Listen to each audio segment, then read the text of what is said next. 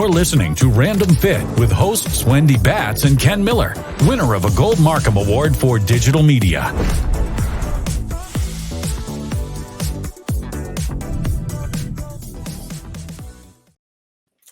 Hello, everyone. Welcome to this week's edition of Random Fit. I am Wendy Batts here with my friend and colleague, Ken Miller. Ken, how are you today? I'm good, Wendy. You're looking good. Oh, why, thanks. You know what? I am extremely excited about this week because this is something that obviously you have done.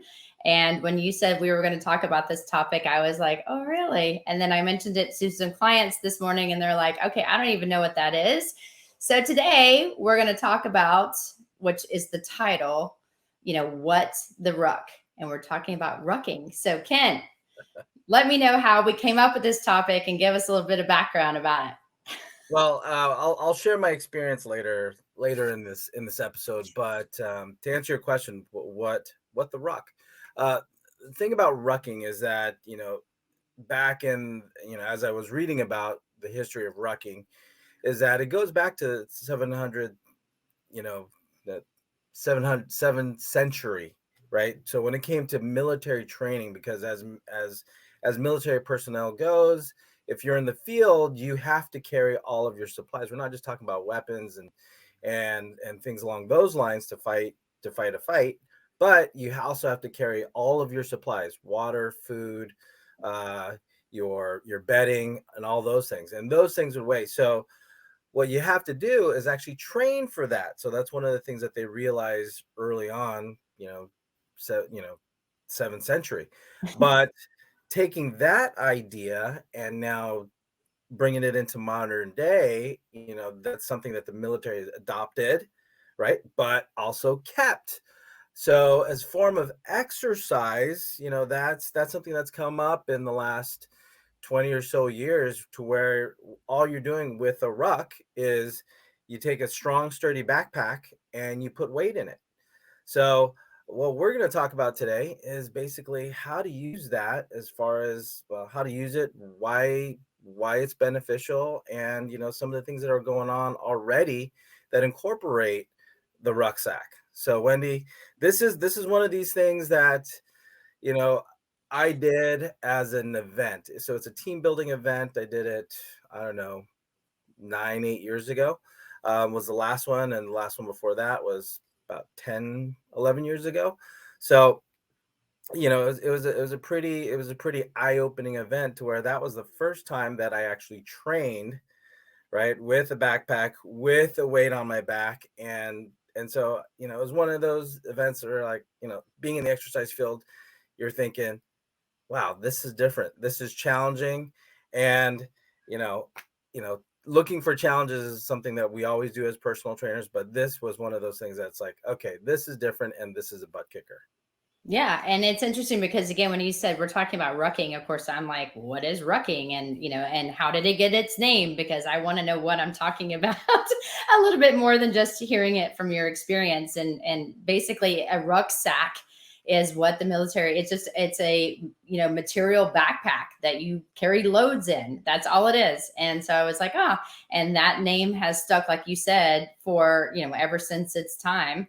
And obviously when we think about it, I mean, I know that, like, even with my clients, if I want to challenge them and I have them following the OPT model and we're doing strength, I use weight vests very often. However, I'm more weary of a backpack because I see and we've talked about this multiple times, about the amount of loads that even our kids are wearing in a backpack. And so when I started to dive deeper and actually training, and then even seeing how some of the lead researchers that really focus on low back pain, and they're kind of the gurus in that area, that they're saying, actually, no, this could be very beneficial for someone if done correctly. I'm like, who knew? I didn't know. Yeah, and it's just like everything else when we talk about training and working out. It's not, the plate that I carry is a 30-pound plate, and I carry it in my Go Ruck backpack. And it's a sturdy plate, one solid piece, and it goes into a specialized slot that is in the pack. So it's not something that you want to just, hey, let's throw in 30 pounds into your backpack and let's go. It's just like everything else we would talk about with exercise.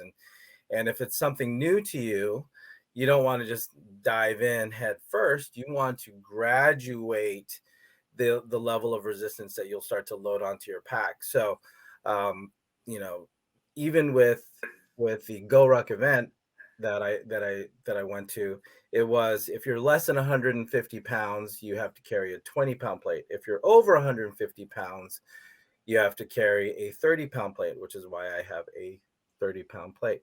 But as you mentioned, Wendy, if you're going to put a backpack on your client, then 30 pounds isn't where you go, right? You want to start off with Go big or go 10 home. I pounds, don't know. 15 pounds, something. Yeah, exactly. Think about it like how you have a heavy book, right? And that's what you're going to go with. So to your point, when you talk about kids having to carry their rucksack with their books, and I mean, I've mentioned in other episodes that we've done together to where, I'm carrying my kid's backpack. I pick that thing up. I'm like, for a 70-pound kid, you got to carry this thing. That would be more than the equivalent of me carrying my 30-pound plate, right? It'd be more like me having to carry a 70 or 80-pound percentage of my body weight. So, this is no joke when it comes to spine health. And when it comes to spine health, we do want to take considerations of gradually increasing how we would use this modality for exercise. Well, yeah, and I think when we were doing our research, there was a quote from a Green Beret that said, "Hey, the reason people do rucking and the reason why people enjoy it is for those people that really do not like the gym. So they want a good workout, they're really not into the gym, and they're trying to find ways to challenge their body." And when you think about it, guys, we're looking at all of the muscles between the shoulder and the knee, and then also from the knee down, because your terrain. Are you when you're starting, like you said, Ken, I mean, it's really basically going for a walk with a loaded backpack. However, when you're thinking about a rucksack, like you said, it needs to be fitted for you. It has to have good straps. You don't want the backpack itself like beating against your back or moving a lot, because that's where you can start to get some, chafing in the lower back. You can start to, that pounding over time obviously isn't good as if you're starting to do different like hills or you're doing inclines. But it doesn't have to be that you're going for hikes necessarily. Like you said, start out and when you're doing these races, and I know you're going to go into more detail, they have, basically they're telling you, like looking at the military, if you were going to train for that, they had these soldiers, lifting the amount of weight that was needed, and they would have to do, what was it, a 15-minute pace and maintain that pace, really looking at their form and really making sure. And that's what was building, their shoulders. They were building their core. They're working on their quads, obviously their hamstrings, their glutes, because it just kind of depending on what kind of terrain. They didn't necessarily know what it was going to be because they're in war. So it was whatever terrain they needed to be on to get to the next step. And so, when we start thinking about it and translating that into, obviously, my clients and myself, I'm not in a war situation. We want to think about everything we've talked about in the past, having proper form, making sure that the right muscles are firing at the right time, that when we're walking, our feet aren't turning out. Because if we start to have bad alignment and then we load that, it's going to cause a lot of compression on the spine itself and the discs, but then also we're going to have low back pain, knee pain, or discomfort, whichever way you want to word it. And it's mainly because we're lacking certain range of motion in the joints that we really need to have before we start loading, ourselves with exterior loads, which is one of the reasons why we focus on stabilization first before building strength and then power. Right. You do want to make sure that you've got, like what we're talking about, Wendy, good structural integrity, coordination. When I say coordination, it's not like can you rub your belly and pat your head at the same time. We're talking about hips are working with the ankles, and the hips are also working with the shoulder, and they're working together to move the body through space. So once you put stress on that system, that you're not putting more undue stress or more bad stress than you would be putting good stress. And when I say good stress, you're equally loading the muscles. Your thighs are working, your hips are working, your spinal muscles are working. You've got that that coordination between front, back, side to side, and inside to outside. So that way, it's the muscles that are doing the work and not the joints taking on that undue stress. So that's why the progressive resistance. But this is also where you do want to, look at, okay, what did you do to warm up? So if you're using a rucksack, and in my case, I just did it the other day, 30 pounds, did I warm up my hips? Did I warm up my spine to carry, even though I'm not running, right? I am carrying more load onto my back than it is body weight. So from that vantage point, I just want to make sure that it's not one of those days when I'm going to come home that I'm going to regret going out with this extra weight on my body. But depending on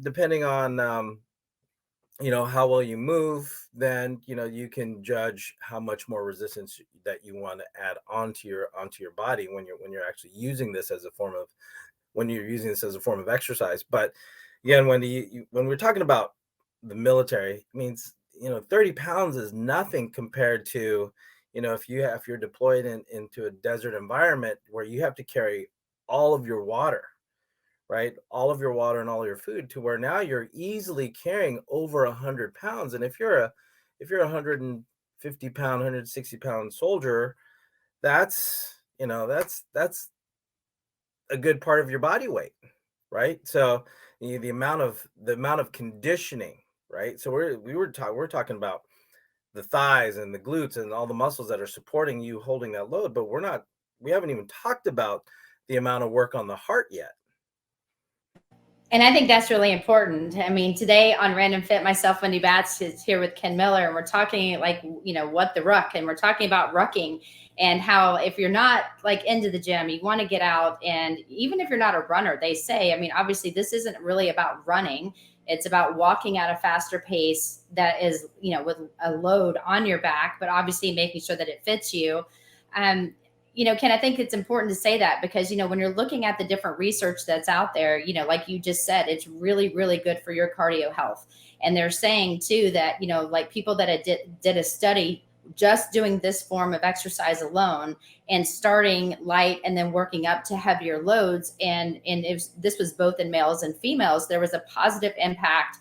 It lowered the people's rate of perceived exertion, and they ended up getting more muscular power, more strength, and then obviously they're working on their heart health. So it's a win-win all around, again, as long as you're moving and making sure that you're handling that load correctly.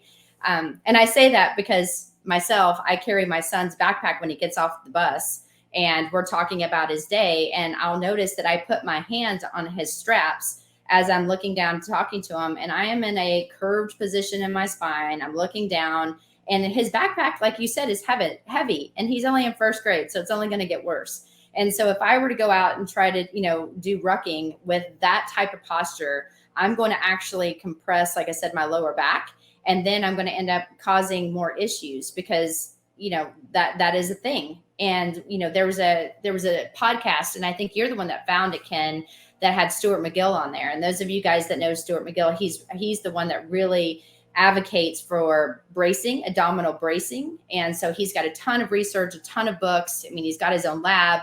And, and bracing would be like if I'm going to Ken and I want to hit him and I'm going to go punch him in the stomach and he braces his stomach muscles, that is bracing and trying to maintain that. So it's trying to share the load throughout the spine. If you do rucking and you do it correctly, Stuart was quoted by saying that the ruck acts as an extra muscle or lever that's going to help with maintaining that extra weight as long as you have good postural alignment throughout your spine. So I found that fascinating because I thought it would be complete opposite. And so, they'll say, oh, this is a good type or form of exercise. But then it's like, well, really, is it? And so I think it's very important that we really walk that fine line, that if you can walk with good form and posture before you put that load on, make sure that you do have that quote extra muscle firing, so therefore you're not causing excess stress and compromise any kind of postural alignment. Yeah, for that interview, Stuart McGill was interviewed by Jason McCarthy, who is the founder of Go Ruck. So they were talking about the benefits of exercise, especially movement with a loaded pack. And then Stuart McGill was talking about, okay, you do this right, you're actually going to do more benefit to, to your body and your fitness and your back health than anything else. Because, when it comes to Stuart McGill in the back, there's no greater source of information for back care than Stuart McGill. And one of the things that, watching him in another interview and some of his readings is, one of the things that causes the biggest stress in the spine, and this is something that, I've had to talk to some clients about when it came to, hey, put on this backpack with this weight in it. It's like, isn't this going to be hard on my back? Well, you know what you do for your 9 to 5 when you're sitting behind the computer is the most stressful thing your back is going to go through today, right? Because if I'm sitting down, right, if I'm sitting down in my chair and if I've got poor posture, I've got all this stress coming down onto my pelvis and onto my low back, right? So that's just constant compression all day long. And then when you go to the gym and you see what some guys do in the gym in a seated position, right? The stress you might do, like if you're picking up a dumbbell from the floor from the seat, or even doing seated overhead shoulder presses, that's stressful on the spine. And then compound that with poor posture, that's what really hurts the spine, right? Versus going outside, walking for a mile or two, maybe, or 15, 20, maybe 30 minutes, carrying a rucksack, which can actually benefit the whole total body itself. So as an exercise form, it can be great for your back, again, as long as there's no, situations that you're still having to work through when it comes to low back pain. It's okay to load the spine. So to see that there was that interview with Jason McCarthy and Stuart McGill, really good information if you're watching that podcast. Yeah, I found it fascinating. And then I also found it fascinating when we were looking at stuff about what the US Army was saying in relation to running. And I'm going to read this, but when they compared running to rucking, the reason why they did that is if you had an 80-pound or 180-pound soldier running at a 6 miles per hour pace, so that'd be about a 10-minute mile, they were burning, the equivalent of, what was it? They'll burn roughly 840 calories. Well, to cover the same ground, they were burning 1,120 when they had a pack on. So they were getting more of a calorie burn. They were working a lot harder, but they weren't actually running. They were walking.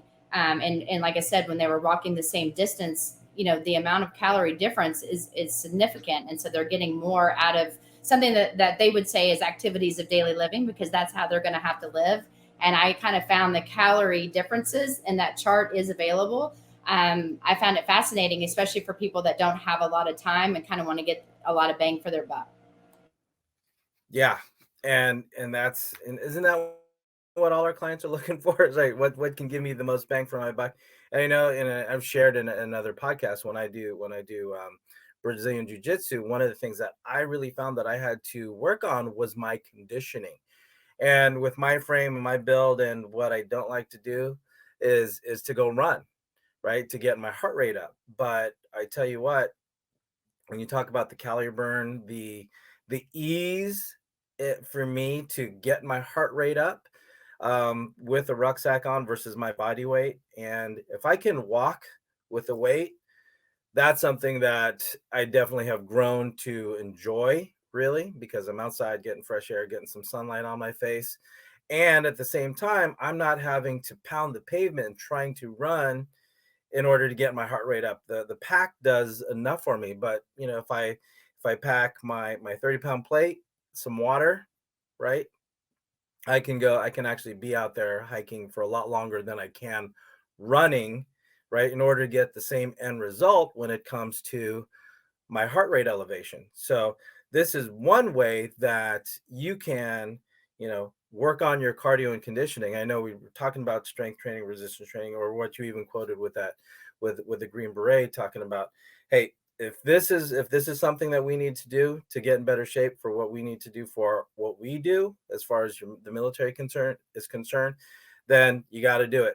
So pounding the amount of pressure on your knees is just, if I don't have to do that every day, and if you're someone who wants to get outside, wants to condition, but it's the running that kills you, right? So when you are running, just walking pace, you can you're putting about 2.5 pounds body weight. So if I'm 200 pounds, okay, uh, just for round number sake, if I'm 200 pounds, 2.5 pounds body weight when I walk, you're talking about 450 pounds, 500 pounds of pressure on my knee. But when you run, you can easily jump that number up to 10 times body weight.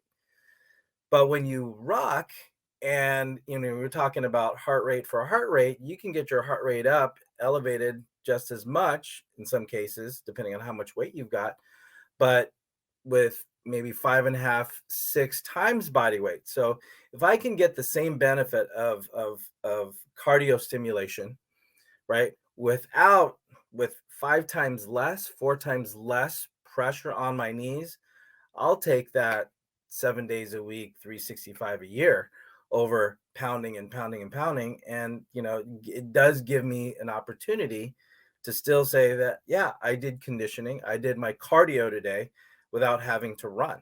So just looking at that now as another means of, okay, I don't have to get on the treadmill. I don't have to, you know, worry about where I'm going to go, what distance I'm going to run. I can just put on a pack, go out for the same amount of time, maybe change my pace, make it a brisk walk with that loaded pack. And overall, I'm still getting the cardiac stimulus for me to get the benefits of cardio training. Yeah, and I think it's important too. They say, when you're loading your backpack, we're talking 30 pounds and 50 pounds, and depending on your weight. I mean, guys started with just a small amount of weight and then add up. And they were saying, some people use dumbbells, some people use kettlebells, some people will use even bottled water. So it doesn't even have to be, something that you find in a gym. It's anything, laundry detergent even, but know how much you're putting in there. So therefore, each and every time, you don't, do 10 pounds one day and 20 pounds on accident because you didn't know what the weight differentiation was. So I think that's also important. Plus, I know that they were saying when you're starting out, don't start out like a soldier. They were saying, try, like you said, brisk walk. Your goal maybe instead of it being a 15-minute, mile, shoot for 20 or even 25, and then lower yourself, like challenge yourself to make that a faster pace, but maybe decrease your distance. So the same thing when you're thinking about working out, as you lift heavier, you're going to decrease your rep range. Maybe do that in the very beginning until you're ready for some of these events. And Ken, I mean, just because I didn't know about some of these events that were out there, and I know that you said that you had done 2 different ones. I think there's 3 different rucking events that are very commonly kind of offered to the public. So can you kind of tell us a little bit about the differences in the events, your experience? And because when you told me what you did before you did your actual event, I was like, wow, that's a lot. Because if any of you guys have ever attended any of our workshops, you're going to know we put 110% into 1 or 2 day workshops. So Ken, take it from here and let me know about these events. Yeah. Well, what you just talked about there, Wendy, is regarding Go Ruck. It's a organization founded by Jason McCarthy, who I mentioned earlier, who interviewed Stuart McGill. But basically, it's a team building event is one way to look at it. And how they challenge you here physically is you have to carry your rucksack with your appropriate weight, whether it's 20 pounds or a 30-pound plate. But you're led by what they call a cadre, and basically that's your team leader. And your cadre gives you an objective for the level of participation. So you have the basic, you have the tough, and you have the heavy. So just to put it simply, the basic is about 5 to 6 hours, I think. Let me look that up. Yeah, 5+ hours. And it's fun. It's something anybody can do. I mean, it's a really good time because you really don't have to train for it. I mean, it's always better when you train for these things. But you can get off the couch, and as long as you're participating, you're taking that team mindset when you're trying to accomplish the objectives that your cadre gives you, then everybody's having a good time. And that was the first one that I did when it comes to Go Ruck. The second one I did was a tough, which is a 10 to 12 hours, what they put on the website, but mine was more like 13, by the time we were done.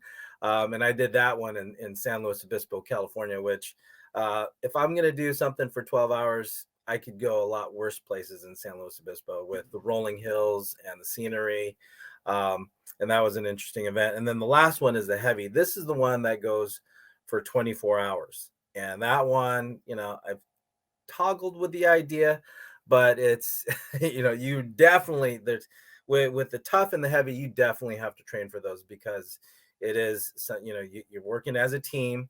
But you have to carry your water, you have to carry your supplies, and you have a team weight, which is a weight that you have to collectively tote around with you when you're doing this event.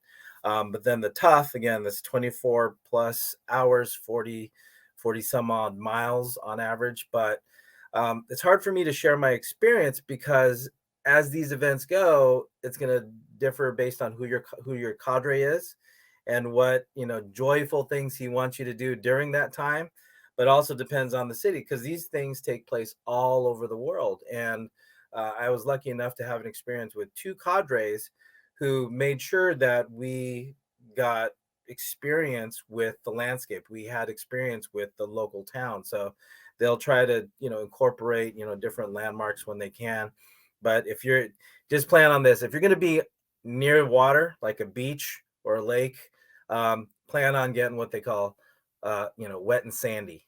So it was a very, very, very enlightening experience, to say the least. But I will say that if you ever want to test yourself, as far as your physical resolve, but you also want to do it with other people and have, be a part of a group and be a part of a singular objective when it comes to events, go to the Go Ruck website, check it out and see what they have to offer, because it's more than just the basic, the tough and the heavy. They have hiking events. They have other events, more now than when I first went through them, but definitely it's more inclusive when it comes to the different goals people may have or what they might find enjoyable using a ruck. So yeah, that 12-hour that I did in San Luis Obispo took place from 5 p.m. to 5 a.m.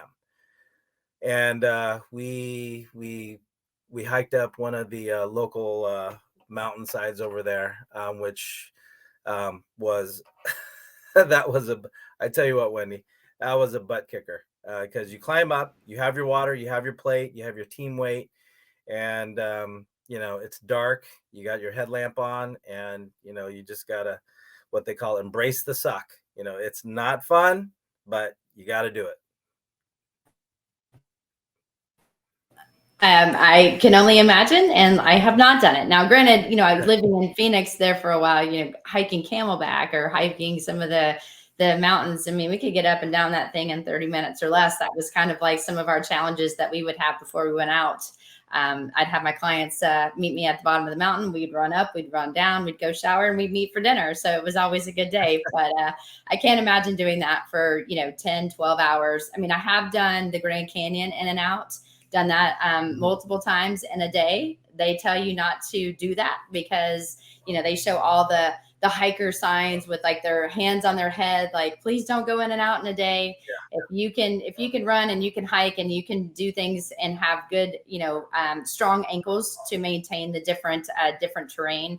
It is something that I love to do. And so if you like to hike, I think, this type of rucking event would be, it'd be a lot of fun. I don't know how well I would do now because, I have not been doing that because I live in Atlanta.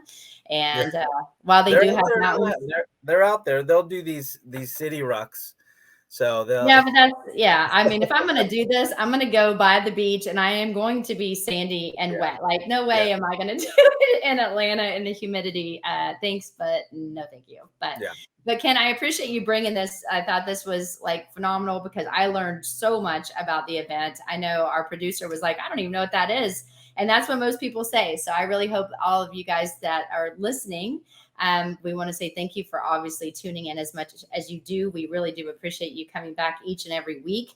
And Ken, I want to say thank you for sharing all your experience and bringing this to the forefront. Yeah, my pleasure. My pleasure.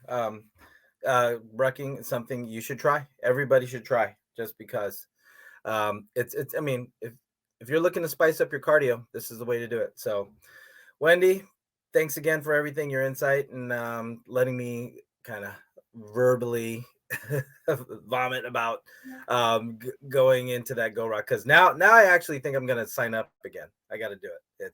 It's fun. You should try it.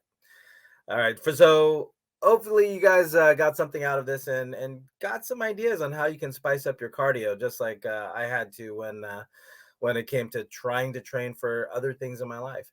So thank you again for listening to us here, both Wendy Batts and I, Ken Miller, here on Random Fit. So if you like what you heard today, like, follow, subscribe, download, and share.